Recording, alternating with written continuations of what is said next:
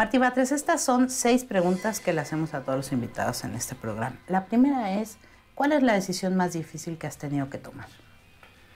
Pues mira, si hago memoria no me acuerdo de una disyuntiva tal que pusiera en juego 2 valores tan importantes que me llevaran a una decisión muy difícil, ¿no? He tomado muchas decisiones, pero yo creo que todas han sido en el campo de los principios y de las ideas que tengo.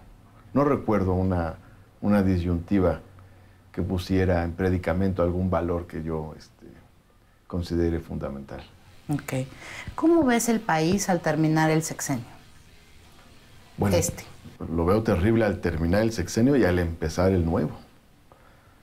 Fíjate nada más, porque te lo digo desde la óptica de quien participó en un movimiento o ha participado en un movimiento al que lo acusaron de ser un peligro para México y no sé cuánto, ¿no? Y cuando llega Felipe Calderón a la presidencia de la República, malamente, por la mala, haya sido como haya sido, hay crisis, hay decrecimiento, hay desempleo, todo lo que dijo que ocurriría, pero si ganaba su contendiente y no él.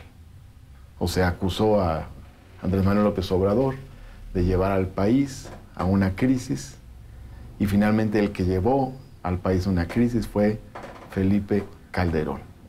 No solo el país tuvo el mayor decrecimiento en toda la historia reciente, menos 6.5%, cuando el mayor decrecimiento que hayamos tenido fue un año con De la Madrid de menos 6.4%, sino que además nos dejó 80,000 muertos, por lo menos, en una guerra que era una guerra ficticia contra el narco. Eso es el sexenio anterior. Y el comienzo de este sexenio, terrible, ¿no?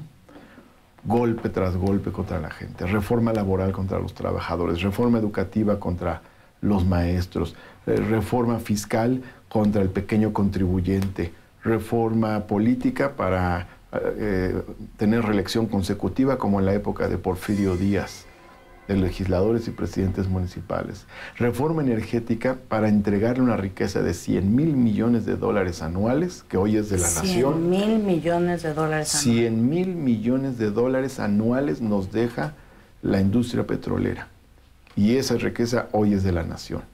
Y esa se le va a entregar, se le quiere entregar a las grandes compañías extranjeras. Bueno, todavía estábamos a tiempo de pararlo. Eso ha sido el sexenio de Peña Nieto apenas en año y medio. Terrible. No me quiero imaginar los saldos finales. ¿Cuál es la característica del mexicano que más te gusta y cuál es la que menos? Me gusta esta tradición comunitaria de los mexicanos. Es formidable. Los pueblos, las comunidades, esta cohesión social, familiar, vecinal, comunitaria, que esta es una larga tradición que viene desde tiempos prehispánicos. Y me gustaría que todos los mexicanos fuéramos más luchadores. ¿Piensas que no? Más luchones. Sí, los hemos sido, ¿no? Ahí tenemos grandes batallas, ¿no? La historia de México registra grandes luchas, pero yo creo que tenemos que ser todavía más. Si pudieras platicar con cualquier personaje, vivo o muerto, ¿con quién te gustaría hacerlo? Me gustaría platicar con el general Lázaro Cárdenas del Río. Increíble, su sexenio fue increíble, ¿no? Es el ejemplo de cómo gobernar. Cada acto de su gobierno fue un gesto de grandeza. Lo que hizo de abrir las puertas a los exiliados españoles de la República Española, ¿no? Que huían del fascismo. Por ejemplo, ¿no? Por ejemplo, también abrir la puerta a León Trotsky cuando era perseguido en todo el planeta. Por ejemplo, la expropiación del petróleo, no se diga, ¿no? Le dio a México una riqueza extraordinaria con la cual pudo tener un crecimiento sostenido nuestro país a lo largo de casi 5 décadas, de 6.5% del Producto Interno Bruto, eso no lo hemos vuelto a ver. Repartió la tierra a los campesinos, que era una promesa incumplida de la Revolución Mexicana. Creó grandes instituciones educativas como el Instituto Politécnico Nacional, la Universidad de Chapingo, la Escuela Nacional de Antropología e Historia.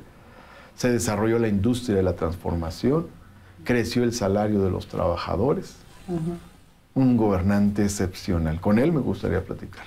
Dices el general Lázaro Cárdenas, se ha utilizado muchísimo su figura de parte del PRI, del PAN y también del PRD y de los legisladores que ya tiene Morena para decir, el general hubiera estado a favor, hubiera estado en contra de la reforma energética. ¿Tú qué opinas? ¿Tú qué piensas? Basado en datos, obviamente. Pues simplemente hay que atenernos a los dichos del general Cárdenas y sobre todo a sus hechos. Y a sus reflexiones en las memorias, ¿no? Sí, por eso. A sus dichos y a sus hechos. Por un lado, los hechos son que expropió el petróleo y se lo entregó a la nación, basándose en lo que ya decía la Constitución, pero todavía no se cumplía. La Constitución ya decía desde 1917 que el petróleo era propiedad de la nación.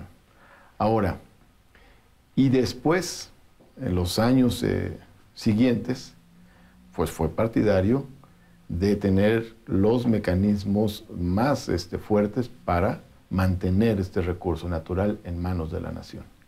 Entonces, bueno, ¿de qué lado estaría el general Lázaro Cárdenas en este momento histórico? Sin lugar a dudas, en contra de la reforma energética. Absolutamente en contra. Aquí vale la pena señalar que no solo ha sido oprobioso lo que ha hecho el PRI al buscar entregar este recurso que es de los mexicanos a las compañías extranjeras, lo traicionero que ha sido el PRI, sino además lo tramposo, porque en una parte de su campaña publicitaria el gobierno de Peña Nieto buscó decir que el general Lázaro Cárdenas había propuesto esta reforma energética. Tal cual. Falso. Luego llegó a decir que el texto que proponían para la reforma energética era el mismo. Era el mismo del general Lázaro Cárdenas. Falso. Si le metieron, si no me equivoco, 21 transitorios a la Constitución, esos no venían en el texto constitucional del general Lázaro Cárdenas, ¿verdad? Menos aún estas leyes secundarias. Son unos mentirosos, son unos malandrines esos priistas. ¿Cuál es tu más grande arrepentimiento, Martín?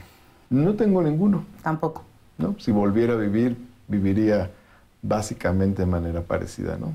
Digo, siempre hay cosas que corregir, pero al contrario, estoy muy satisfecho.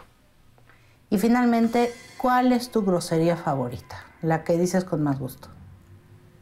No me acuerdo. Ay, no inventes, Martín. Tendría que...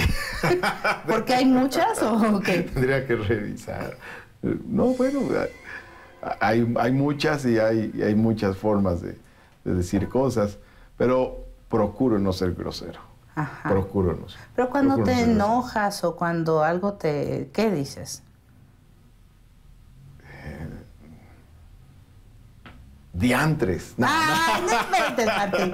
No me acuerdo. Recorcholis. Recorcholis. ¿No quieres decir tu grosería favorita, Martín? Pues no tengo una grosería tienes. favorita. ¿No eres mal hablado, no? No, en general no. Nada. No te puedo decir que nunca, ¿no? Ajá. Pero en general no soy mal hablado. Entonces no puedo tener una grosería favorita. Okay. ¿Y la que dices con más gusto? No. ¿No? En una marcha, algo así, ¿no? No. No. Ni en el estadio gritas, no. No, casi no voy al estadio. Ok, no se pudo, no tiene. Gracias, Martín.